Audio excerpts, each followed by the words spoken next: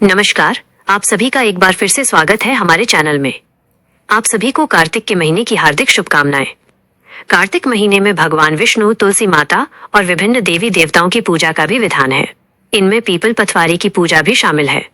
इस पूजा से जुड़ी एक गुजरी की कथा बहुत प्रसिद्ध है, जिसे कार्तिक के महीने में पीपल पथवारी पूजते हुए सुना जाता है।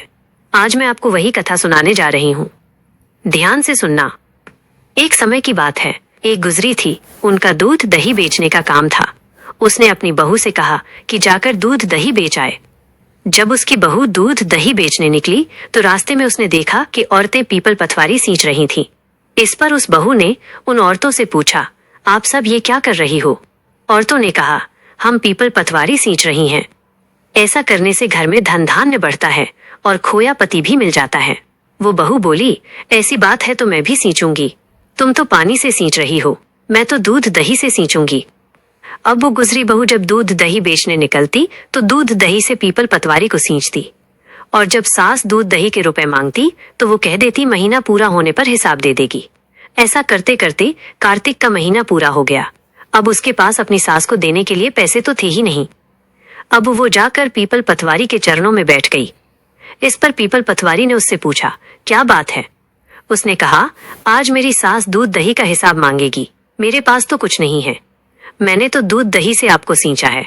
पीपल पतवारी माता बोली, रुपए तो मेरे पास भी नहीं है, ये पत्थर और पान के टुकड़े हैं, इन्हें ले जा। वो बहू वही अपने साथ ले गई और उसे अलमारी में रख दिया। इसके बाद डर के मारे वो चादर ओढ़कर सो गई। कुछ देर बाद जब उसकी सास आई तो बोली, बहू दूध दही के रुपए ला। बहू ने कहा, मैं जो लाई हूँ वो मैंने अलमारी में रख दिया है। सास ने अलमारी खोलकर देखा तो उसमें हीरे मोती जगमगा रहे थे। धन का ढेर लगा था।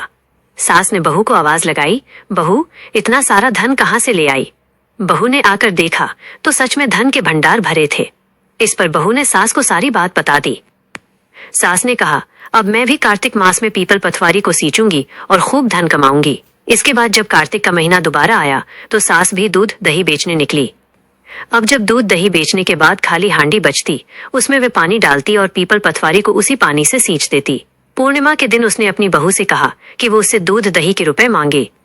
जब बहू ने रुपए मांगे तो सास भी जाकर पीपल पथवारी के चरणों में गिर गई और कहने लगी, मुझसे मेरी बहू रुपए मांग रही है। इस पर पीपल पथवारी माता ने उसे कहा, मेरे पास तो पत्थर और पान के टुकड़े हैं, यही ले जा।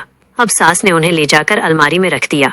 इसके बाद जब बहू ने अलमारी खोलकर देखी तो उसमें कीड़े मकोड़े मिले। जब सास ने देखा कि अलमारी में तो कीड़े मकोड़े हो गए, तब सास गुस्से में पीपल पथवारी के पास गई और बोली, बहू को तो धन दिया और मुझे कीड़े मकोड़े, तुम तो बड़ी दोगली हो। इस पर पीपल पथवारी ने कहा, तेरी बहू तो सच्ची थी, सत की भूखी थी, लेकिन तू तो धन की भूखी होकर पीपल पथवारी को सींच रही थी, इसलिए तुझे कोई फल नहीं मिला। तो ये थी पीपल पथवारी की कथा।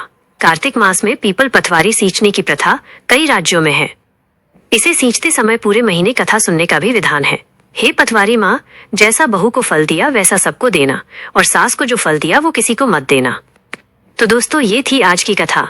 आपको आज की ये कथा कैसी लगी? कमेंट करके जरूर बताएं।